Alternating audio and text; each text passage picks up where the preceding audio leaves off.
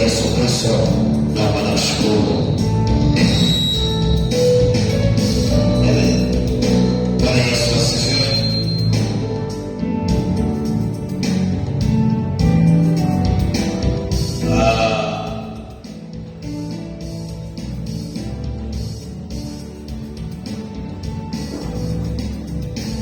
Fungua Biblia yako.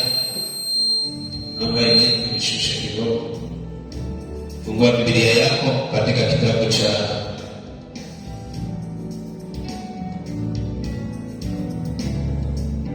Matendo ya Mitume, Matendo ya Mitume sura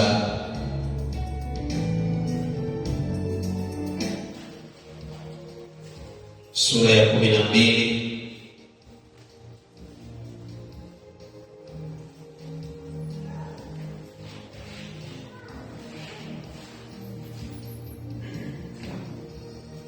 Matendo ya Mitume sura ya 12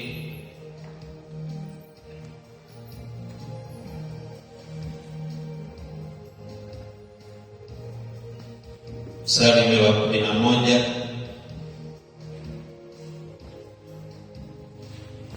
Matendo ya Mitume 12 mstari wa 11. Hata Petro alipopata fahamu akasema, sasa nimejua yakini ya kuwa Bwana amempeleka malaika wake na kunitoa katika mkono wa Herode na katika kutazamia wote kwa taifa la Wayahudi. Hata Petro alipopata fahamu akasema, sasa nimejua yakini ya kuwa Bwana amempeleka malaika wake na kunitoa katika mkono wa Herode na katika kutazamia kote kwa taifa la Wayahudi. Bwana Yesu asifiwe. Tunataka tujifunze maneno haya wakati ambao tunahitimisha maombi haya. Tuone ya kwamba Petro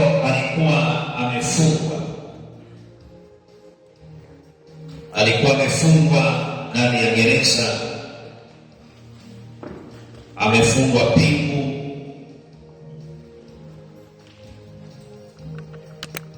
na minyororo, akiwa ndani ya gereza, na amewekewa walinzi ambao walikuwa wanamlinda. Askari alikuwa analala katikati ya askari wawili, na ikawa ni usiku wa manane, akasikia mtu anamamsha, anampiga ubavuni, anamwambia amka.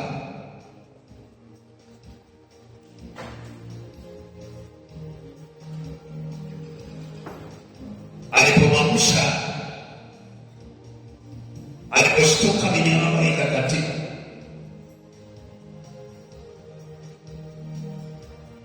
Malaika akamwambia, jifunge nguo yako.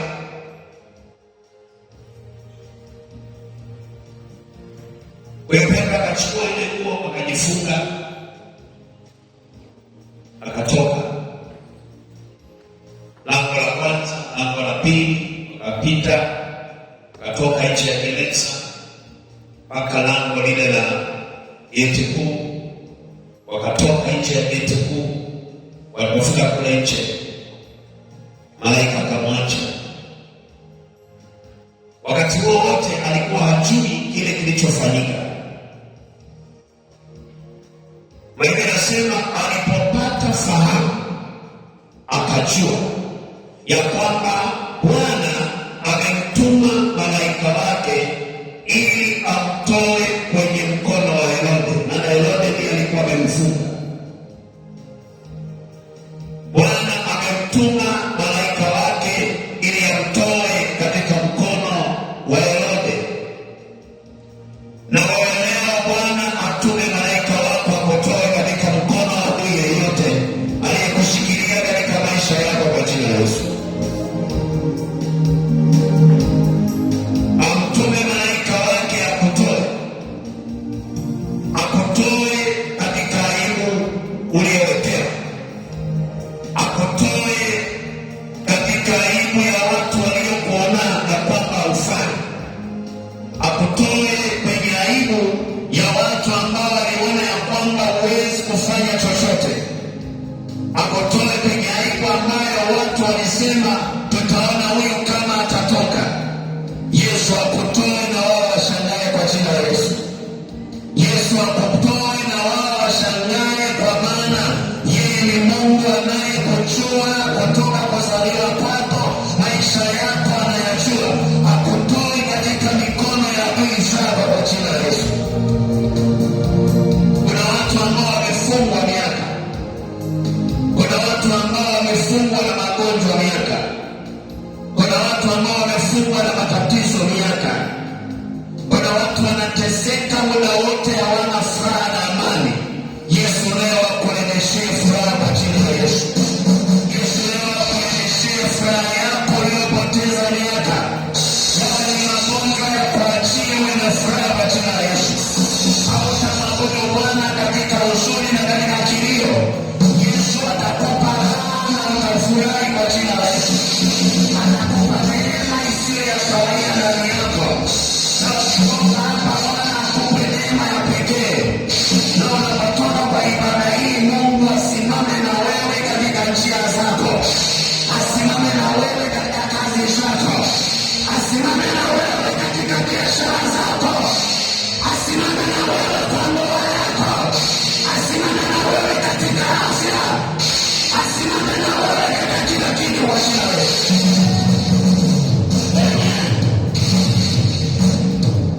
Petro alipopata fahamu akajua, na wewe leo ujue kwa jina la Yesu. Petro alipopata fahamu, inawezekana ulikuwa hujapata fahamu. Prayer and fasting inaleta ufahamu. Prayer and fasting inaleta ufahamu ndani yako. Kuanzia sasa ufahamu unarudi tena, macho yako yanarudi tena, maono yanarudi tena, ndoto za ushindi zinarudi tena. Hautaota ndoto zile za kushambulia, utaota ndoto za ushindi, utaota ndoto za upendo, utaota ndoto za mafanikio.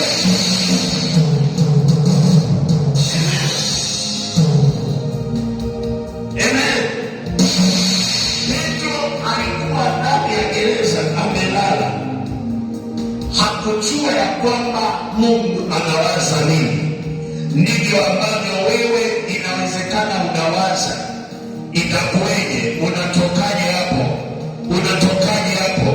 Bwana amtume malaika wake aseme na kila mtu na kila hali na kila mazingira, upokee kile ulichotakiwa kupokea kwa jina la Yesu.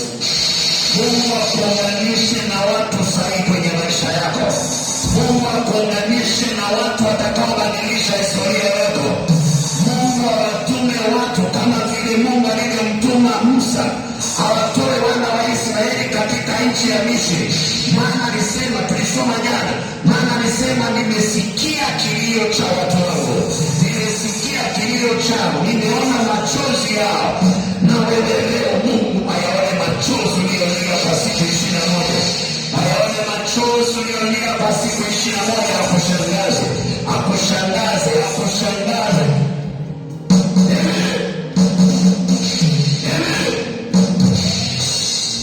Haleluya. Tusome kitabu kile cha Isaya,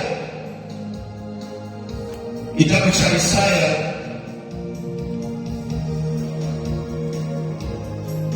Isaya sura ya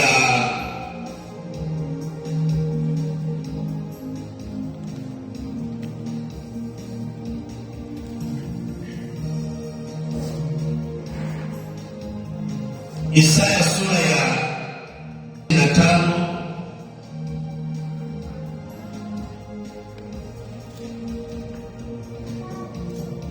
Isaya 55 na mstari ule wa 10 mpaka wa 13. Maana kama vile mvua ishukavyo na theluji kutoka mbinguni, wala hairudi huko, bali kuinywesha ardhi na kuizalisha na kuichipuza, ikampa mtu apandaye mbegu na mtu alaye chakula, ndivyo itakavyokuwa neno langu litokalo katika kinywa changu; halitanirudia bure, bali litatimiza mapenzi yangu, nalo litafanikiwa katika mambo yale niliyolituma. Maana mtatoka kwa furaha, mtaongozwa na amani. Mbele yenu milima na vilima vitatoa nyimbo, na miti yote ya kondeni itapiga makofi. Badala ya michongoma mtamea msonobari, na badala ya mibigiri muhadesi. Jambo hili litakuwa la kumpatia Bwana jina, litakuwa ishara ya milele isiyokatiliwa mbali. Bwana Yesu asifiwe. Anasema kama mvua inavyonyesha kutoka juu ikishuka chini, haiwezi kurudi. Mungu anafananisha neno lake, anafananisha ahadi zake, ya kwamba kama vile ambavyo mvua inanyesha ikitoka juu kwenda chini, na ikifika chini haiwezi kurudi tena juu, anasema ndivyo ambavyo neno lake analolituma kwenye maisha yako halitarudi bure, mpaka litimize kile ambacho limekusudiwa kutimiza. Anasema neno langu halitanirudia kamwe, litatimiza mapenzi niliyolituma kufanya. Kwa hiyo anasema kwamba Mungu anasema lile neno alilolituma kwako, akisema ya kwamba kuna 1, 2, 3, halitarudi bure. Yale maneno uliyotamka ukiwa katika kuomba hayatarudi bure. Yale maneno uliyosimama kila siku kwa siku 21 kuyatamka hayatakuwa bure kwenye maisha yako. Huwezi kusimama siku 21 unatamka, unasema Baba, Baba fanya hivi, Baba fanya hivi. Haiwezi kawa bure. Mungu sio kiziwi, Mungu sio kipofu asione machozi yako, Mungu sio kiziwi asisikie maombi ya watu wake. Anasema neno lake halitarudi kamwe bila kutimiza mapenzi yako.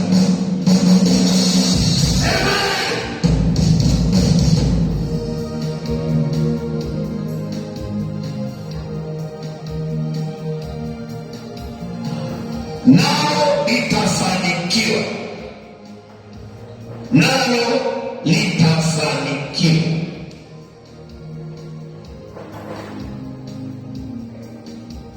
Katika mambo yale niliyolituma kufanya. Kwa neno la Bwana lazima lifanikiwe, na ulikuwa unaomba kwa jina la Bwana, ulikuwa unaomba kwa neno la Bwana, ukisema kama Musa alivyotumwa na Mungu, akiwa kwenye shughuli zake, akiwa kwenye mambo yake, Mungu akamtuma. Mungu akamtuma mtu ambaye anatakiwa amtoe. Mungu akamtuma mtu ambaye anatakiwa amtoe mahali, na huyo Mungu anasema kwamba atamtuma mtu. Baraka zina mtu, mafanikio yako yana mtu mahali. Mungu anainua watu kupitia watu. Mungu anainua mtu kupitia mtu. Mungu leo alete mtu ambaye ni kwa ajili yako. Mungu alete mtu ambaye ni kwa ajili yako kwa jina la Yesu. Haleluya. Alete mtu mahali popote. Alete mtu Tanzania, alete mtu Afrika, alete mtu Ulaya, alete mtu mahali popote ambaye atafanya kile ambacho tumeomba katika siku hizi.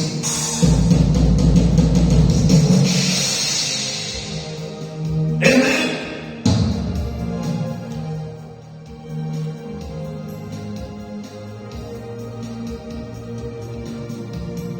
Mungu akitaka kuvusha mtu analituma neno, alafu lile neno linapofika linabadilisha fikra zake, linabadilisha mtazamo wake, linabadilisha maombi yake, linabadilisha hukumu zake, alafu anaanza kuoperate sawasawa na lile neno. Ndio maana anasema naliangalia neno langu ili nilitimize. Simama na neno, omba katika neno. Amen. Omba katika neno. Unaomba unasema imeandikwa, nitakupa. Wakati mwingine kwenye maombi yako jifunze kuomba kwa neno la Mungu. Unasema imeandikwa.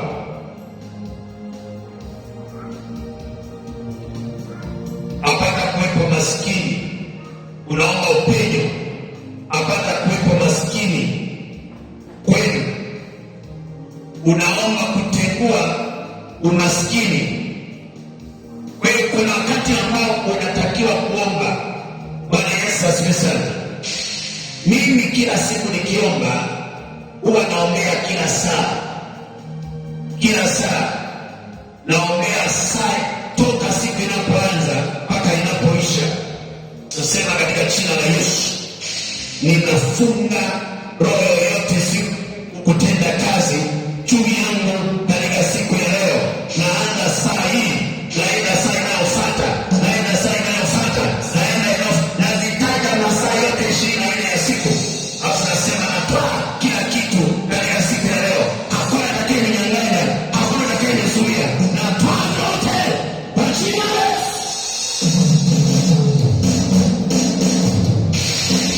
Ukiomba kwa neno unapata ujasiri wa kuomba.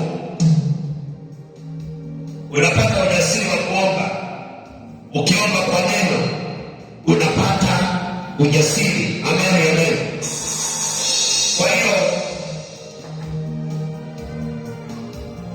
Kwa hiyo ni kwamba mtu yeyote anayelala sio anakaa kiti cha mbele. Baadaye sasa, kama najua una usingizi, usikae kiti cha kuna kabla ili usinzie vizuri. Amen. Sasa bali kwa nasinzia, baada hapo ndo kuzaba kibao. Mpe Yesu makofi mazuri. Amen. Mwingine anaweza akasinzia kumbe anawaambia. Wakati mwingine ukiona mtu analala kanisani, mwingine anakuwa na wanga muda huo. Sasa wachawi wakienda kanisani wanawaambia, unaona wanasinzia kumbe wanawaambia. Usisinzie kwa jina la Yesu. Kanisani sio mahali pa kusinzia, hapa sio kitanda. Amen.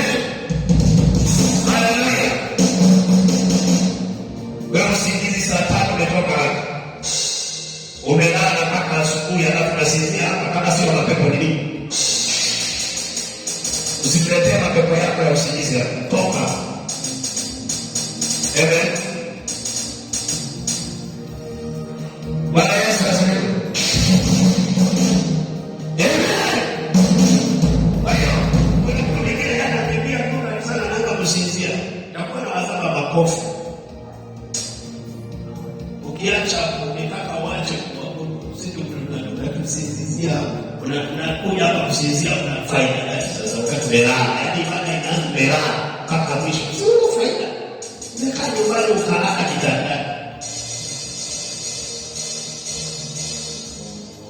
Amen.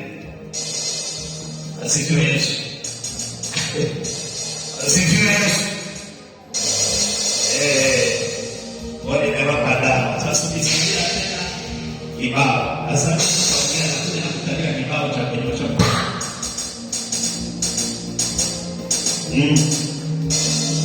Alafu nashukuru tunasema kuna nini nasema roho wa Bwana anakugusa.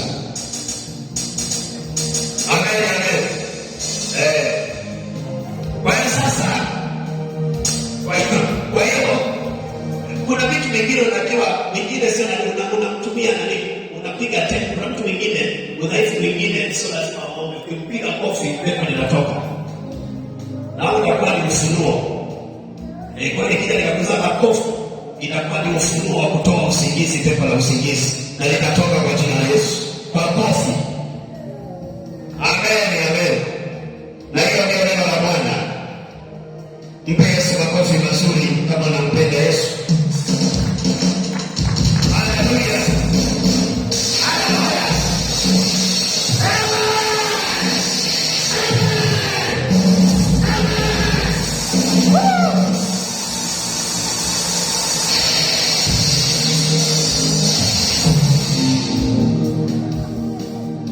Wewe Mungu anasema neno langu halitanirudia, litatimiza mapenzi yangu, nami nitafanikiwa katika mambo yale niliyotuma. Na maana mtatoka kwa furaha, mtaongozwa na amani. Baada ya hapo utatoka kwa furaha, baada ya hapo utaishi kwa furaha, na kila chochote kilichosababisha kilio kwako leo iwe mwisho kwa jina la Yesu. Leo iwe mwisho kwa jina la Yesu. Kila yeyote aliyelia hautalia tena, hautalia tena, hautalia tena, na miujiza yako inaanza sasa.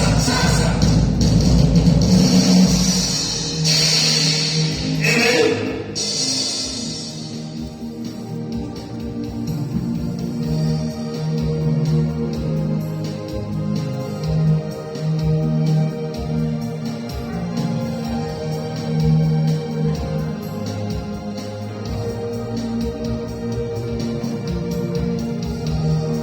Asema mbele yenu milima na vilima vitatoa nyimbo, na miti yote ya kondeni itapiga makofi.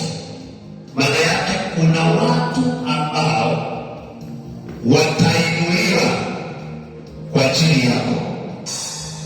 Kuna watu ambao watainuliwa kwa ajili yako.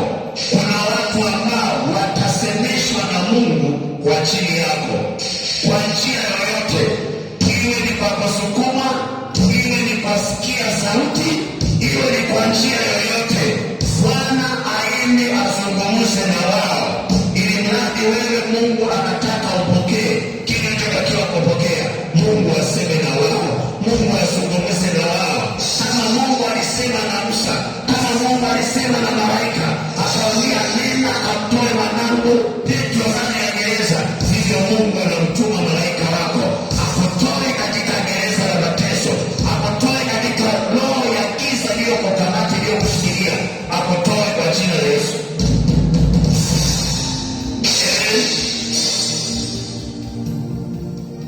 Mbele yenu milima na vilima vitatoa nyimbo, na miti yote ya kondeni itapiga makofi. Badala ya michongoma utamea msonobari, na badala ya mibigiri mhadesi. Jambo hili litakuwa la kumpatia Bwana sifa. Mungu anapokubariki, Mungu anapokuinua, jina lake litatukuzwa, jina lake litainuliwa kwa baraka Mungu alizokupa. Ninaamuru Mungu akupe baraka zitakazoleta utukufu kwake, zitakazoleta utukufu kwa jina lake. Kuna baraka ambazo mtu anaweza kupata, lakini hazitengenezi, hazileti utukufu kwa jina la Mungu, kwa jina la Bwana. Anasema kwamba jambo hili litakuwa la kumpatia Bwana jina, la kumpatia Bwana jina. Jambo ambalo litampatia Bwana jina ni lile ambalo Mungu atafanya kwenye maisha. Mtu anaamini ya kwamba Mungu ameweka jambo kwa ajili yangu, Mungu ameandaa jambo kwa ajili yangu, Mungu ameandaa jambo kwa ajili yangu. Bwana alimtuma malaika akamtoa Petro ndani ya gereza, akamtoa kwenye mikono ya gereza, akamtoa kwenye mikono ya Herode, alafu tayari akatoka ndani ya gereza. Na wewe Mungu akutoe leo, na wewe Mungu akutoe ndani ya gereza lolote, Mungu akutoe ndani ya kitu chochote kibaya. Yesu akutoe ndani ya mashaka na msukosuko, akutengenezee jina kwenye maisha yako.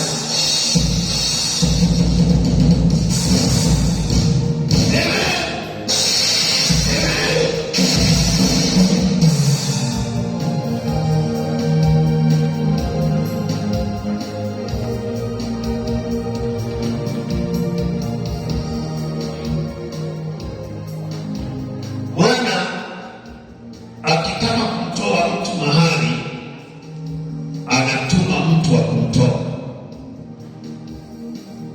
anatuma mtu wa kumtoa.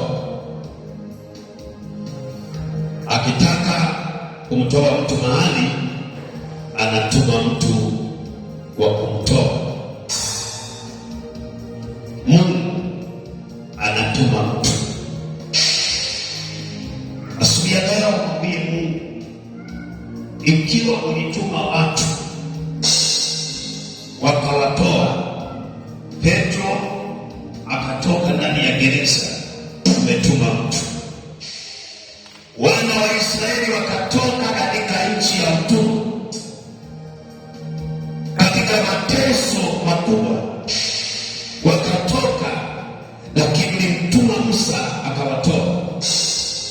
Najua yupo mtu wa kunitoa, huyo ndiye namfungua, huyo ndiye ninamtaka, mtu wa kunitoa, huyo ndiye ninamtaka, mtu wa kunivusha, huyo ndiye ninamtaka, mtu wa kunitoa mahali, huyo ndiye ninamtaka kwenye maisha yangu, huyo ndiye ninamtaka.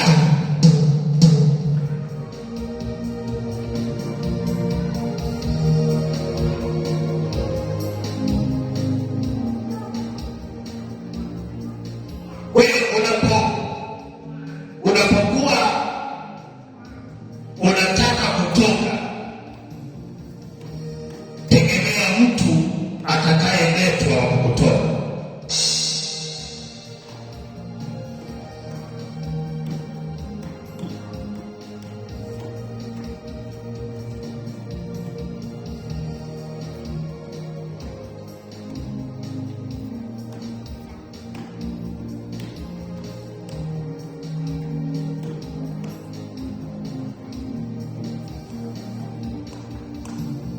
Ukienda mstari wa ile sura ya 56 ule mstari wa 5, nitawapa hawa nyumbani mwangu na ndani ya kuta zangu kumbukumbu na jina iliyochema kuliko kuwa na wana na binti. Nitawapa jina lidumulo milele, isiyokatiliwa mbali. Bwana Yesu asifiwe.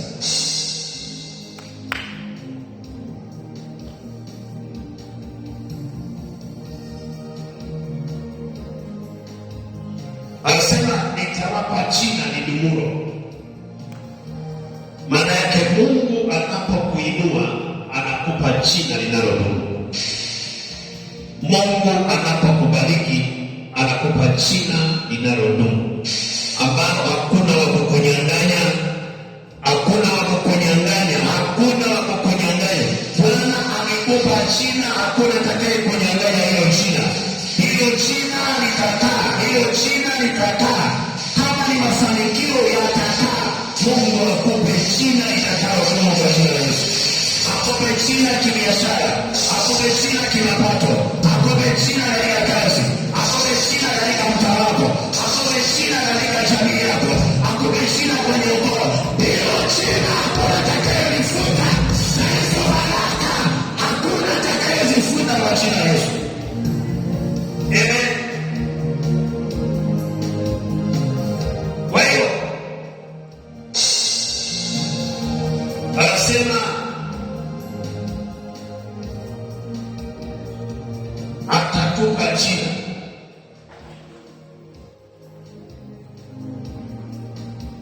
Atatupa jina.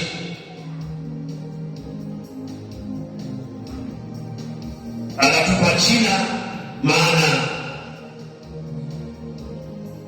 hilo jina atakalotupa au atakalokupa ni jina lililo jema kuliko kuwa na wana na binti. Mara nyingi mtu jina linakuwa na kuimarika na kuwa maarufu kwa sababu ya wana na binti au kwa sababu ya uzao. Manake wazao au watoto ndio wanafanya jina lisifu, maana jina linaendelezwa na watoto. Anasema si kwa sababu ya wana au kwa sababu ya watoto, ila kwa sababu nitakupa jina ambalo ni zaidi. Kwamba ikiwa mtu anaweza akawa maarufu kwa sababu ya uzao, jina lake wakalipeleka mbali, ndivyo ambavyo Mungu atakupa jina kuliko watoto wanaoweza kupeleka jina lako.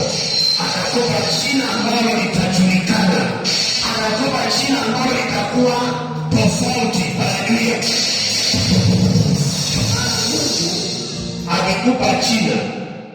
Akikupa jina anaenda zaidi. Kwa kuna mtu mwingine jina lake linakuwa kwa sababu ya nafasi aliyotengenezewa na Mungu, nafasi aliyotengenezewa na Mungu. Jina linakuwa kwa sababu ya nafasi aliyotengenezewa na Mungu. Kwa hiyo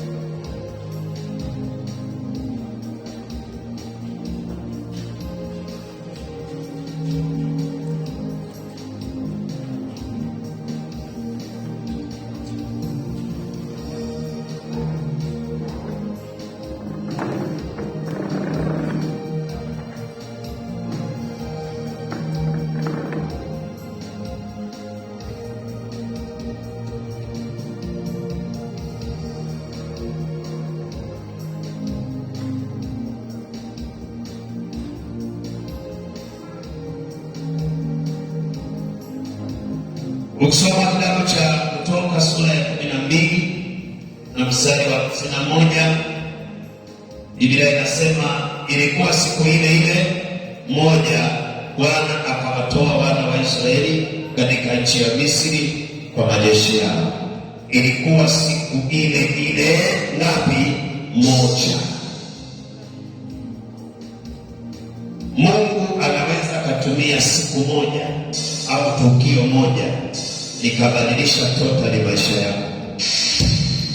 Mungu anaweza kutumia siku moja, dakika moja akabadilisha jumla maisha yako. Kwa hiyo lazima ujue ya kwamba Mungu anakupa njia, anakupa namna ya kutenda, anakupa namna ya kufanya. Kwa hiyo Mungu akupe njia, Anasema siku ile moja akawatoa wana wa Israeli na majeshi yao. Kwa hiyo na wewe hata kama ni siku moja akutoe. Bwana Yesu asifiwe. Akutoe kwa jina la Yesu. Wale ambao wanasema natoka, anasema utoke kwa jina la Yesu.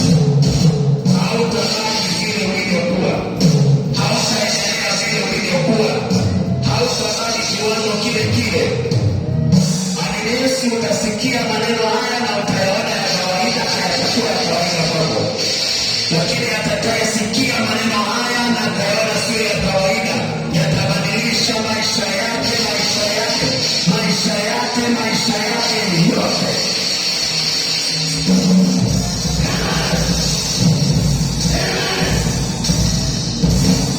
Maombi yako yafanyike manukato mbele za Mungu.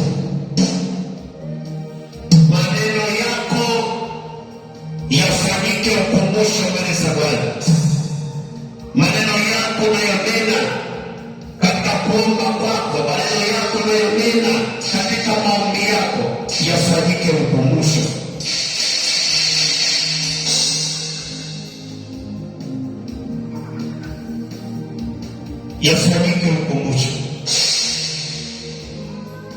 Tegemea Mungu kuinua maisha yako kuanzia leo. Mungu kutoka kwa nishani kuanzia leo. Amini Mungu tu na itakuwa hivyo kwa jina la Yesu. Amini tu Mungu ambaye tunamsema, Mungu tunayemwomba. Amini na itakuwa hivyo tu kwenye maisha yako. Hii lazima washike wote. Kuna mtu somewhere ambaye ameandaliwa. Kuna mtu somewhere ambaye anasema hiyo yangu. Maneno ya Mungu na kwenye prophetic word ni lazima mtu atake eneo lake. Alafu atake neno anasema Mungu hii ni ya kwangu. Nitimie kwangu kwa jina la Yesu. Nitimie kwangu kwa jina la Yesu. Nitimie kwangu mwaka huu. Kama mwaka ujaisha, nishiriki kwa jina la Yesu. Kama mwaka ujaisha, nitawale kwa jina la Yesu. Kama mwaka ujaisha, ninaamuru ya mali. Kukusa Mungu ya shirika. Wale wamwambao hatawaacha, wale wamtafutao. Tulisoma huko katikati ya kwamba imewapasa kumwomba Mungu siku zote, wala msikate tamaa. Alikuwepo mtu mmoja ambaye ni hakimu, hampi mtu haki yake, lakini siku moja yule mama akawa anaenda mara kwa mara, akawa anaenda kila siku, anamwambia baba, naomba unisaidie, haki yangu hataki kunipa haki yangu, kuna mtu ananionea, naomba unitetee. Halafu yule mama akaendelea kwenda, hakusema leo imetosha, hakusema leo tayari imeisha, hakusema hata leo jamani kama anisikilizi. Usikate tamaa, endelea hata kama jambo halijafanyika. Kuna wakati Mungu atainua mtu, kuna wakati Bwana atainua mtu. Anasema wana wa Israeli waliomba baada ya miaka 30, walipoanza kuomba ile miaka 230 ilipita, Mungu akakumbuka, Mungu akaona kilio chao, Mungu akaelewa machozi yao, akamwambia Musa, nenda pesa ujumbe kwa watu watoe pale, nenda kwa Farao mwambie baba amenituma. Alafu akamuuliza swali, nikienda ataniuliza ni nani aliyenituma? Akamwambia niko ambaye niko ndiye amekutuma. Akaenda akamwambia niko ambaye niko amenituma kwako. Anasemaje? Anasema wachie wana wa Israeli waende kwenye nchi yao. Biblia inasema waende kwenye baraka, waende kwenye utele, waende kwenye ushindi, waende kumtumikia Bwana, waende wamiliki nchi ya Yebusi, nchi ya Amori, nchi ya Kanaani, nchi ya anasema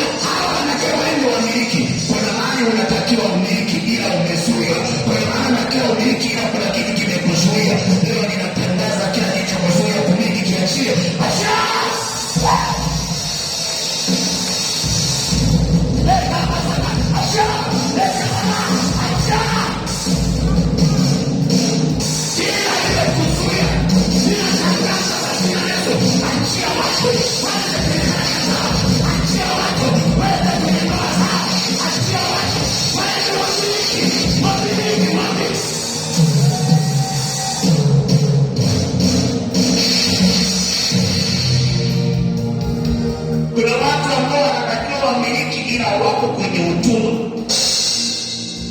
na ule utumwa unakuwa unazuia.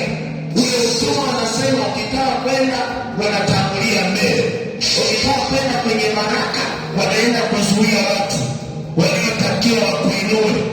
Kuanzia leo usizuiliwe kwa jina la Yesu, usizuiliwe kwa jina la Yesu. Aliyepangwa kwa ajili ya baraka zako asishikilie mpaka akuletee, asishikilie mpaka asilete kwako. Inakuwa asitulie mtu, asitulie mtu mpaka upate, asitulie mtu mpaka upate, asitulie mtu mpaka upate.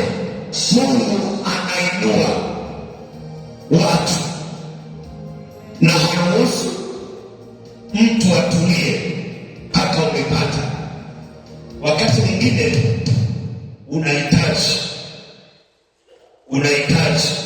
mtu mahali, unahitaji mtu mahali.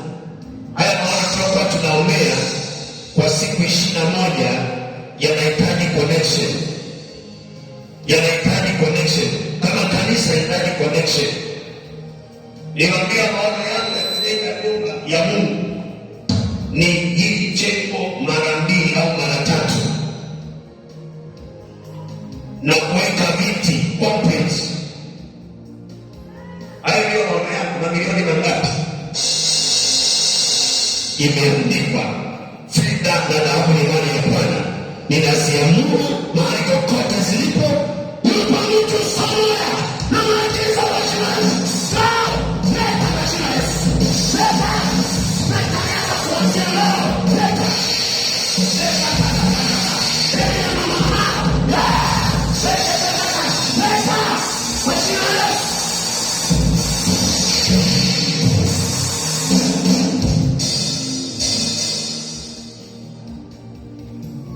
Mtu mmoja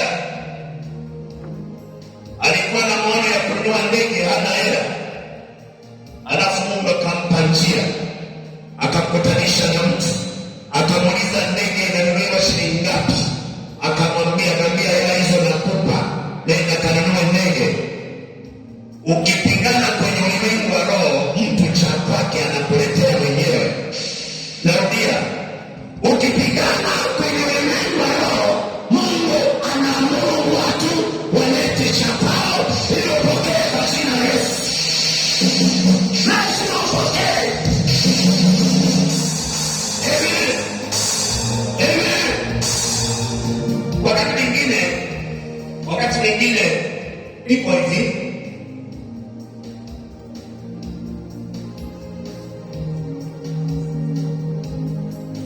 watumishi wa Mungu au wachungaji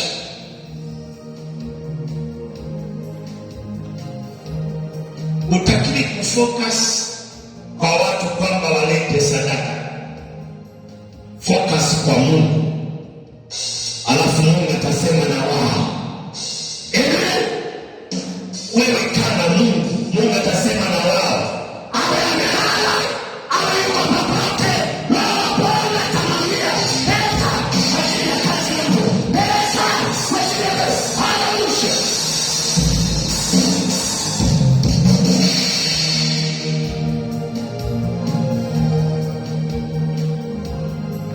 Mtu mmoja alikuwa anawaambia mtu mmoja akanipigia simu, akaniambia nilikuwa kwenye maombi ya kufunga, nimeambiwa wenzako naanza leo. Haleluya. Amen. Maana kwamba ukiomba useme kwamba unajua Mungu anaangalia ile kiu yako, ile maono yako, ana finance maono, hafinance yeye wewe ya kula. Maono haya ni mabilioni ya pesa. Mungu ainue fedha. Mwanadamu anaona leta fedha hali. Mali ya Bwana anasema leta pesa kama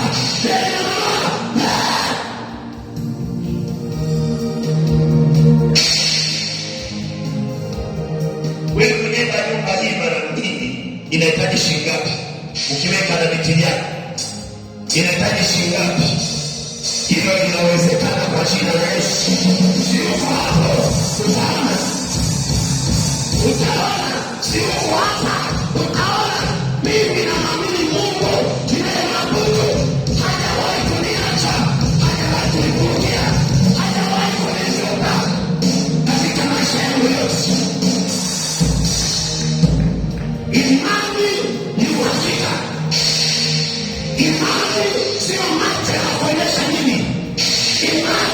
kile kilichoko moyoni. Unaona nini? Mimi naona hayo. Mimi naona utele. Mimi naona baraka. Mimi naona ushindi. Haleluya. Ile ndani yako unaona nini? Yamkini unaona biashara yako hapo na yenyewe ni kama inaenda kama inakufa. Mimi siangalie hayo. Mimi siangalie hayo. Yamkini unaangalia mshahara unaolipa. Usiangalie hayo. Angalia Jehova katika maisha yako. Atatenda nini? Atafanya nini? Mungu anatengeneza fursa. Mungu anatengeneza connection. Anainua mtu. Anamweka mahali ili apokee kitakiwa kupokea. Ninaomba watu walazimishwe kwa jina la Yesu.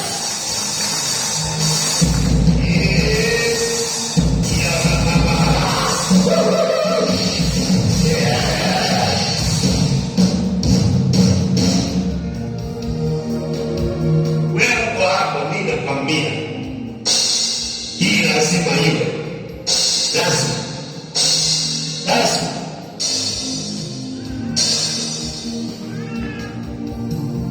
siku na Mungu atakapofanya hivyo, masikio yatakuosha. Yatakuosha kwa sababu ya habari ulizosikia zisizo za kawaida. Alichopenda Bwana, alichofanya Bwana, zinatangaza mambo yatakayowasha masikio ya watu katika mataifa.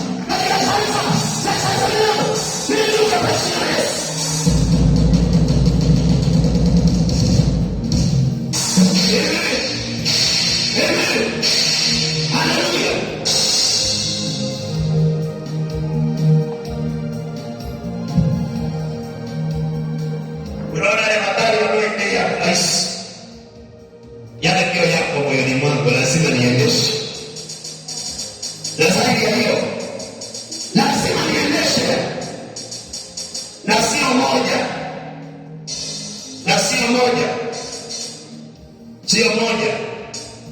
Kama matano hivi.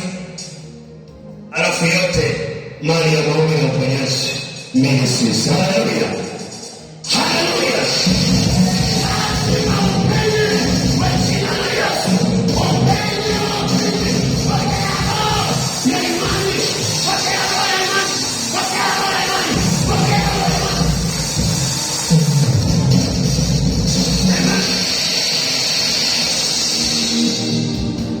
Na ufi. Maana hapa anambia Mungu hakuna kufa. Hakuna kufa mpaka mtu aone yale ambayo tunataka baada tena. Ufi. Kama hakufa sema nini? Kama utaki kufa sema nini? Haleluya. Amen. Ufi. Hakuna kufa. Unakufanya onyo. Lazima utende kazi mpaka uwe mzee ambaye ni kikongwe kabisa, ndio unasema nimemaliza muda wangu, nimeondoka. Unasema sasa mwendo nimeumaliza, nimepiga vizuri, mwendo nimeumaliza, imani nimeilinda. Usiseme nimepiga vita gani?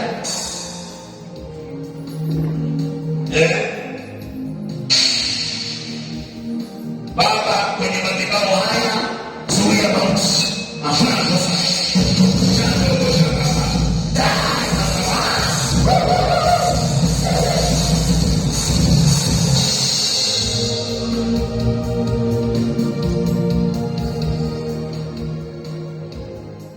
Nimekwambia nini? Nimekwambia magari haya yanapendeshwa na rasi. Okay. Kingine, mabasi.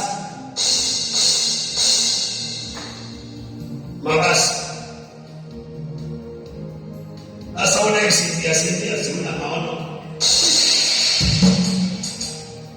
Mtu mwenye maono anaangalia usinzie. Ukiwa na maono usinzie, maono yanakuangusha, anasema ukitaka kusinzia sema wewe unalalaje wakati kuna vitu nataka kufanya. Hakuna. Na unashtuka, unaanza kazi. Usike mkono wa mbele zako, za maono.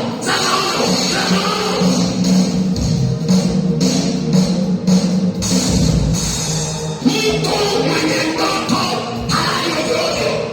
Asiye na ndoto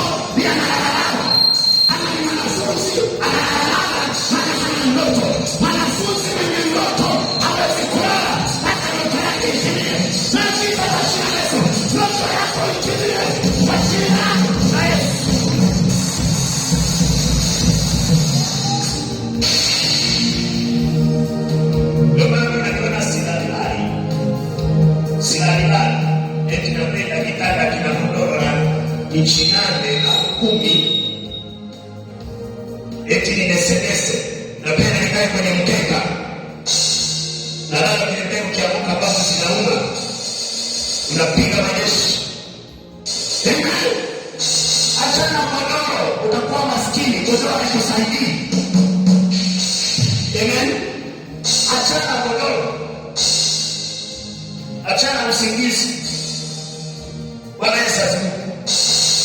Achana nyumba nzuri, anasema sasa mimi ndio kulala kwenye huko, nina nyumba yangu nzuri nimechenga.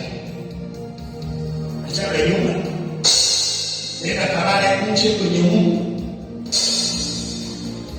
Nyumba achana nayo. Haleluya. Bwana Yesu asifiwe. Unaona kuna falsafa ya maisha. Falsafa ya maisha unaweza kadhalika. Unajua kwa nini Mwalimu Nyerere alikuwa na washangaza watu? Yule alikuwa ni mwanafalsafa. Mwanafalsafa huwa ana thinking capacity kubwa. Sasa anawaambia, mimi mnanijengea nyumba bangalo kubwa, alafu mimi mmoja nimekuwa 10. Ndogo inatosha, anaomba tu kananitosha. Amen. Sasa wakati mwingine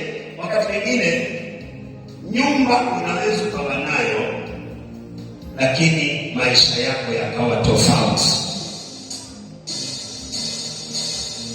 Kwa hiyo maisha yako yanapokuwa tofauti, ndio tofauti wa maisha, ndio maisha yako utaanza kuwa tofauti. Ukianza kuwa tofauti, ndio maisha yanaanza kuwa tofauti. Kwa hiyo maono ulio nayo ndio yanakuamulia namna ya kuishi. Kwa hiyo maono yetu ni kwamba tunakwenda Tanzania, tunaenda kwa nchi, tunahitaji tuwe na watu, tuwe na makanisa.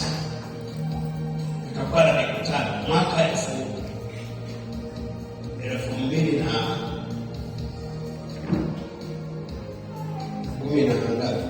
kama sio 16, 17, 18. Mungu ananionyesha ninafanya mkutano.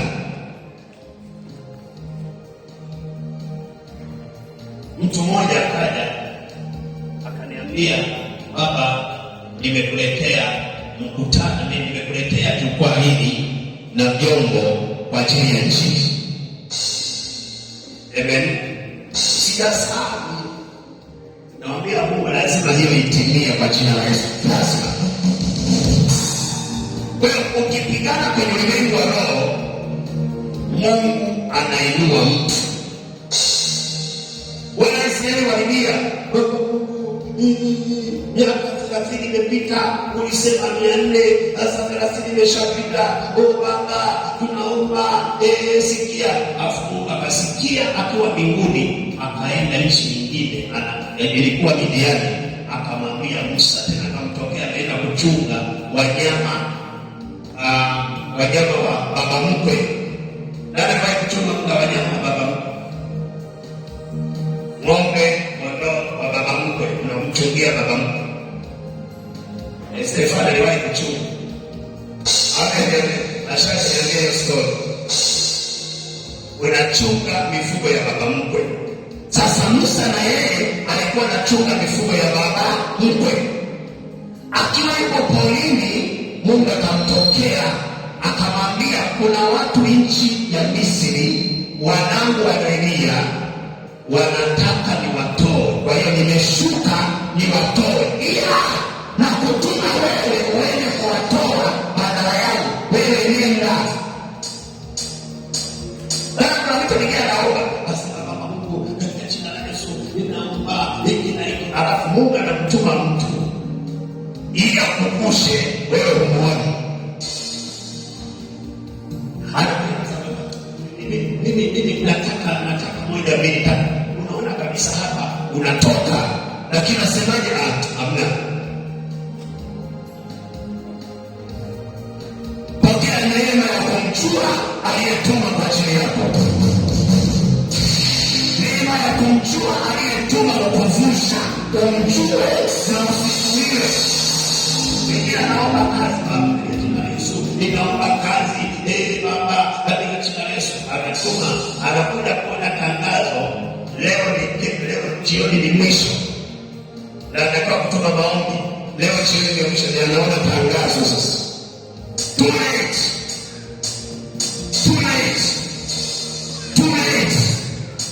Kila roho inayotaka kukuchelewesha na kuzuia usione fursa, na tangaza kwa jina la Yesu, fursa yako ishikiliwe, fursa yako ikamatwe. Hakuna atakayeshikilia, utaichukua wewe kwa jina la Yesu.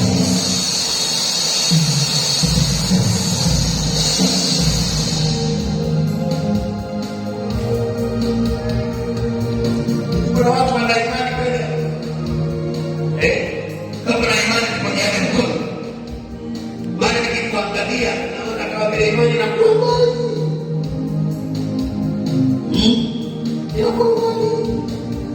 Mungu akupe imani ya karibu. Akupe imani ya karibu. Unajua imani ikiwa hapa, ikiwa ndogo unateseka, lakini imani yako ikiongezeka utaishi vizuri. Biblia inasema watu wangu, wenye haki wangu wataishi kwa imani. Kwa nini? Kwa mshahara, kwa posho. Kwa nini? Kwa imani. Watu wangu wataishi kwa kuona mazingira ni magumu. Wakiona ni magumu wanaishi hivyo. Mungu anasema watu wangu wenye haki wanaishi kwa imani. Wanaishi kwa imani. Wale wengine wanakwambia kwamba kuna vitu ambavyo nakwambia neni, unajua kuwa na maono, kuna strategies, mikakati. Kuna mikakati ya kutimiza maono, lazima uwe nayo. Lakini mikakati ambayo kama ni maono ambayo kwa kawaida yoyote ile, wewe kama wewe, kuna maono mengine unaweza kuyatimiza kwa kutumia kipato chako. Kuna mengine huwezi kuyatimiza kwa kipato chako. Unahitaji kumwambia yeye mwenye vipato vyote, unamwambia hili ni lako, hili ni lako, hili ni lako, fanya. Alafu yeye akiangalia unachotaka moyoni mwako, maono yonayo, jina lake linainuliwa, jina lake linatukuzwa, anainua mtu. Alafu anasema na kuunganisha naye, upewe kwa jina la Yesu. Mungu akupe neema ya kumjua aliyeletwa kwako. Fahamu aliyetuma kwa ajili yako, na umjue na umiliki kwa jina la Yesu. Simama tu. Mungu akupe neema ya kujua, neema ya kuelewa. Kwenye maisha yetu ya kawaida haya, kwa mazingira ya kawaida, kuna baadhi ya vitu huwezi kuvifanya wewe kama wewe. Huwezi kuvifanya. Unahitaji Mungu akusaidie. Unahitaji Mungu akuwezeshe. Unahitaji Mungu akupe nguvu. Kwa katika nguvu zile anazokupa, anaelewa ya kwamba jina lake litatukuzwa, jina lake litainuliwa.